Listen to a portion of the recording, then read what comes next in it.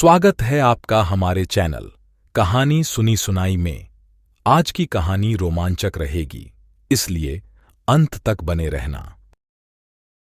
साल 1950 का यह एक चौंकाने वाला किस्सा रानी बाजार का है। यहाँ राम प्रकाश रहता था, जिसकी बेटी को 5 साल की उम्र में कैंसर हो गया।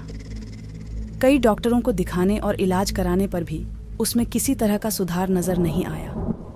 होते होते एक रात कैंसर ने उसकी जान ले ली। उस बच्ची की जान रात को करीब 1 बजे गई थी। उसी रात को पास के ही एक गांव की महिला मोहिनी को एक ट्रक ने टक्कर मार दी थी। मोहिनी के परिवार वालों ने पूरी विधि के साथ उसे अंतिम विदाई दी। अब बच्ची के परिवार वाले भी उसे दफनाने के लिए जंगल की तरफ निकले। जंगल जाते समय अचानक से उस लड़की के शरीर में हलचल हुई। सभी हैरान हो गए कि मृत लड़की का शरीर कैसे हिल रहा है। थोड़ी ही देर में लड़की जिंदा हो गई और उसके परिवार वाले खुशी खुशी उसे अपने साथ घर ले आए। किसी को इस बात की भनक नहीं थी कि उस लड़की के अंदर उसी रात ट्रक से टकराने वाली मोहिनी की आत्मा घुस गई थी। बच्ची जब से मौत से लौटकर आई थी, तब से ही उदास और चुपचाप एक कोने में बैठी रहती थी। एक दिन उसकी माँ ने उसे खुद अपने हाथों से खाना खिलाया और मामा के घर लेकर जाने की बात कही। खाना खिलाकर उसे अच्छे से तैयार करके वो उसे अपने मायके ले गई। रास्ते में वो बच्ची जैसे ही उस ट्रक के हादसे वाली जगह पहुंची तो उसने अपनी माँ को कहा कि मेरा गांव इधर। माँ ने उसकी बातों पर बिल्कुल गौर नहीं किया और उस बात को हंसी में टाल दिया। कुछ ही देर में वो अपनी बेटी के मामा यानी अपने भाई के घर पहुंच गई। 1-2 दिन बाद मामा जी के घर के आसपास ही बच्ची के अंदर घुसी मोहिनी को अपनी पड़ोसन सिमरन दिखी। उसने जोर से उसे नाम से पुकारा। सिमरन ने पलटकर देखा तो एक छोटी बच्ची थी। उसे बड़ी हैरानी हुई कि इस लड़की को मेरा नाम कैसे पता है।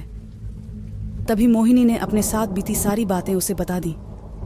उसने कहा कि मेरे परिवार वालों ने मेरी मौत से ही पहले मुझे जला दिया था, इसलिए मेरी आत्मा भटक रही है।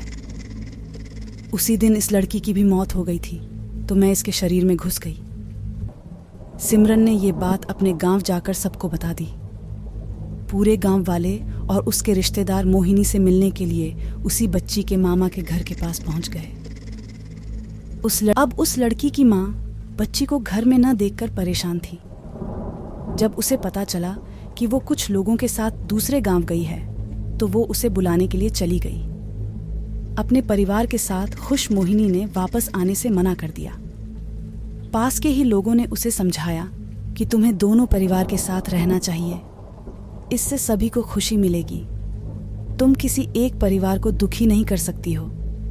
इस बात को सुनने के बाद लड़की के शरीर में रह रही मोहिनी अपनी माँ के साथ वापस आने के लिए राजी हो गई। अब वो दोनों परिवारों के साथ खुशी खुशी रहने लगी। कहानी से सीख: जल्दबाजी में किया गया कार्य अधूरा रह जाता है, इसलिए कोई भी कार्य करने से पहले उसे अच्छे से देख परख लेना चाहिए। कहानी कैसी लगी कमेंट्स में बताएं और सब्सक्राइब करना ना भूलें। मिलते हैं अगले किसी किस्से में। तब तक के लिए नमस्ते।